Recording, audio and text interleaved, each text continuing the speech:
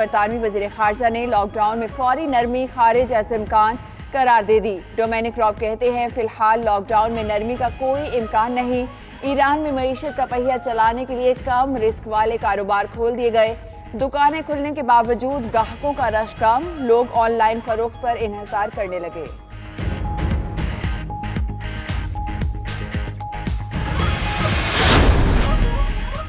بیرون ممالک میں پھنسے پاکستانیوں کی وطن واپسی جاری۔ جنوبی افریقہ سے 14 پاکستانی خصوصی پرواز پر کراچی پہنچ گئے۔ سعودی عرب سے مزید 226 عمرہ زائرین ملتان پہنچے۔ تمام مسافر اسکریننگ کے بعد قرنطینہ منتقل۔ وزیر مذہبی امور نور الحق قادری کہتے ہیں سعودی عرب میں پھنسے تمام عمرہ زائرین کی واپسی مکمل ہو چکی۔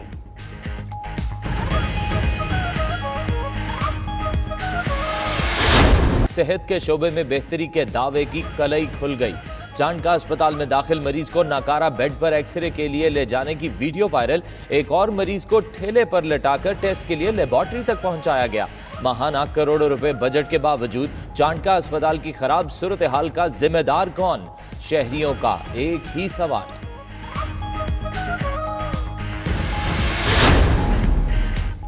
سندھ میں کاروباری اوقات 9 سے 5 بجے کرنے کی تجویز۔ سندھ میں کاروبار کے لیے تاجروں اور حکومت میں بنیادی نکات پر اتفاق۔ وزراء کی کمیٹی نے تاجروں کی سفارشات وزیر اعلیٰ کو پیش کر دی۔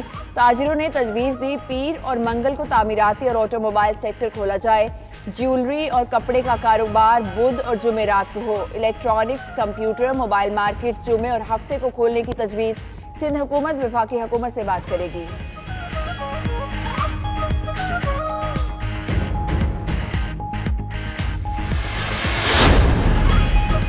پابندیوں سے مستثنی کاروبار اور صنعتوں کے لیے سندھ حکومت کا ریلیف۔ کمشنر کراچی نے انتظامی حکم نامہ جاری کر دیا۔ صنعتی کاروباری سرگرمی کے آغاز کے لیے این او سی کی شرط ختم کر دی گئی۔ پابندیوں سے مستثنی کاروبار اور صنعتوں کے لیے انڈر ٹیکنگ کی ضرورت نہیں ہوگی۔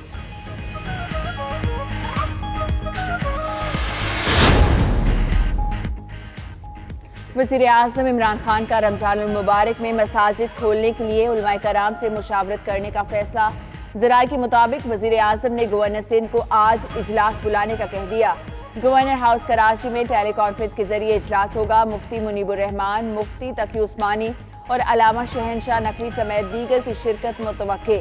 مساجد کھولنے اور حفاظتی طریقہ کار پر بات ہوگی۔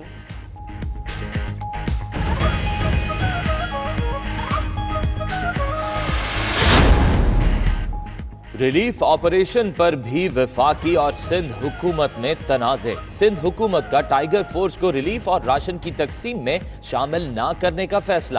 صوبائی وزیر امتیاز شیخ کہتے ہیں کہ وفاق نے ٹائیگر فورس کو ریلیف آپریشن میں شامل کرنے کے لیے خط لکھا ہے۔ ٹائیگر فورس سیاسی ہے، ریلیف آپریشن میں شامل نہیں کر سکتے۔ فردوس شمیم نقوی نے جواب دیا، بے نظیر انکم سپورٹ پروگرام بھی تو سیاسی ہی تھا۔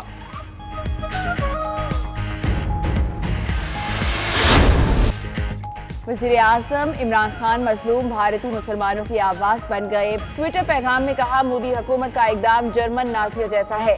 مسلمان پر مظالم مودی حکومت کی ہندو توا اور متعصبانہ سوچ کا ثبوت ہے۔ بھارتی مسلمانوں پر مظالم پر OIC بھی خاموش نہ رہ سکی۔ مودی حکومت سے مسلم کش اقدامات فوری روکنے کا مطالبہ کر دیا۔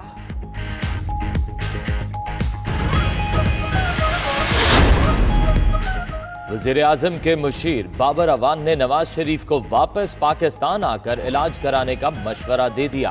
پروگرام 92/8 کے دوران کہا نواز شریف بیمار ہیں، بیرون ملک پھنسے پاکستانیوں کو واپس لانے کے لیے چلائی جانے والی پروازوں سے فائدہ اٹھائیں۔ آٹے، چینی اور بجلی کے بعد کچھ اور چیزیں بھی سامنے آنے والی ہیں۔ جو بھی ملوث پایا گیا وہ نتیجہ بھگتے گا۔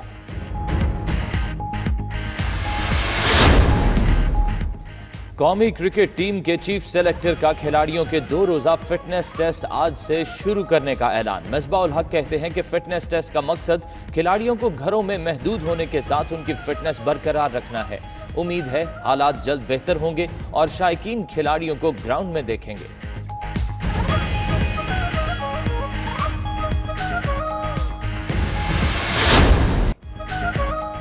لاک ڈاؤن کے دوران گھروں تک محدود قومی کرکٹرز کا پھر push up challenge. Test team کے کپتان اظہر علی نے بابر اعظم، وہاب ریاض اور شاہین افریدی کو پھر مشکل میں ڈال دیا۔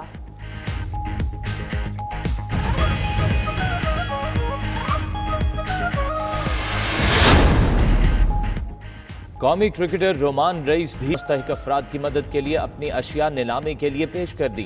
رومان رئیس کے بلے، کیپ اور جرسی کی 8 لاکھ روپے میں نیلامی۔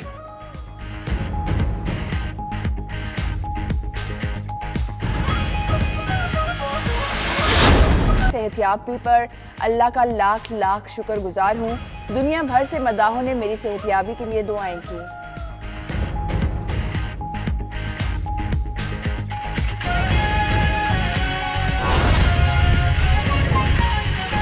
پاکستان ریلوے کے کلیوں کو یہ یقین دلاتا ہوں کہ آرمی چیف نے ذاتی طور پر آپ کو یہ 3000 بیگ بھیجے ہیں آرمی کی طرف سے راشن کے۔ یہ پاکستان میں کہیں ایسا نہیں ہوا کہ پاک فوج کے چیف آف سٹاف نے، حالانکہ انہیں یہ بات پسند نہیں ہے کہ یہ میں بات ٹی وی پہ کہوں، اور انہوں نے مجھے پیغام بھی بھجوایا ہے کہ یہ بات مناسب نہیں لگتی، لیکن میں سمجھتا ہوں کہ اچھے کام کی تعریف ہونی چاہیے۔ یہ اللہ کے نبی صلی اللہ علیہ وسلم کا حکم ہے، اور 12,000 روپیہ ہر کلی کو ملے گا، ہر کلی کو ملے گا، یہ میرا وعدہ ہے آپ سے۔ اور میں آلریڈی ہم ٹی ایل اے کے ملازمین کو کنفرم کر رہے ہیں، یہ کورونا آ گیا، ورنہ ہم اس جون سے پہلے تمام ٹی ایل اے ملازمین کو ہم کنفرم کر دیں گے انشاءاللہ۔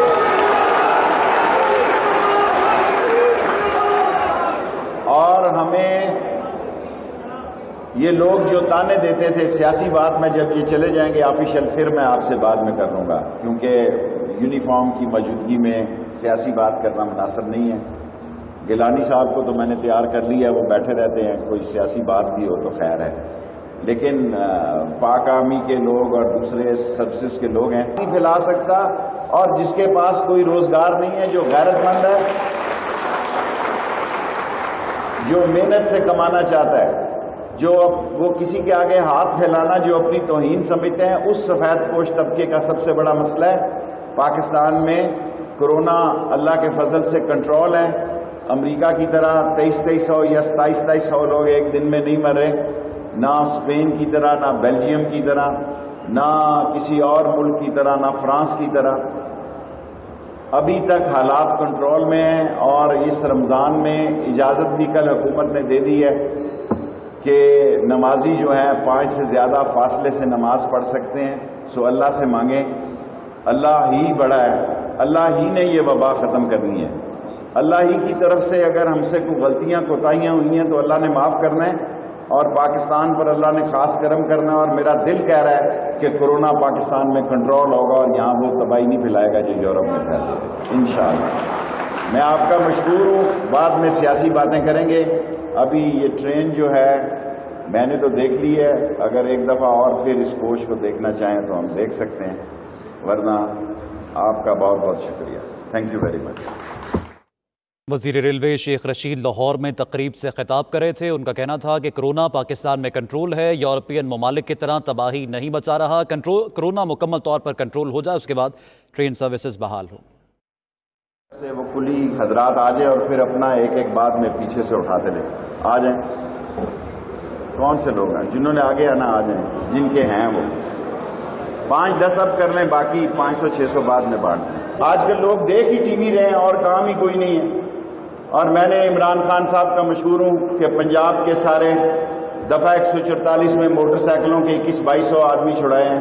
میں مراد علی شاہ سے اپیل کرتا ہوں کہ 4200-4400 آدمی آپ نے پکڑے ہوئے ہیں، 3-4 دن بعد رمضان ہے، دفعہ 144 کیا کریں؟ باہر نہ نکلیں، ماں بیمار ہے، بہن بیمار ہے، بیٹی بیمار ہے۔ سو میں مراد علی شاہ سے لاہور ریلوے اسٹیشن پہ اپیل کرتا ہوں کہ تمام دفعہ 144 کے لوگ جو پکڑے گئے ہیں ان کو رہا کریں۔ یہی اپیل میری بلوچستان میں تو ہے نہیں ہے، کے پی کے میں تھوڑے سے ہیں، لیکن سندھ میں زیادہ ہیں، اس لیے میں نے مراد علی شاہ سے اپیل کیا ان سب کو چھوڑو۔ پنجاب سے میں نے چھڑوائے ہیں، انشاءاللہ تعالی فورنزک رپورٹ 25 سے 5-10 دن لیٹ ہو سکتی ہے، آئے گی ضرور۔ اگر نہیں آئے گی تو پھر اگر زیادہ دیر سے ہوگی پھر بھی لوگ باتیں کریں گے، اور آئے گی۔ اور آئی پی پی کے چور، قرضہ معاف کرانے والے چور، اور شوگر اور فلورنگ کے چور انشاءاللہ تعالی اپنے مقام کو پہنچیں گے. شیخ صاحب آپ ہمیشہ میڈیا دوستی کی بات کرتے ہیں. اب کیا بات کرے گا آج بات کرتے ہیں. میں نے رحمان کو میر شکیل الرحمان کو ایسے مقدمے میں پکڑا ہے, کوئی FIR درج نہیں, سادہ شکایت پہ. آپ مجھے تھوڑا سا موقع دیں, میرا کام کرنے کا اپنا طریقہ اور سلیقہ ہے.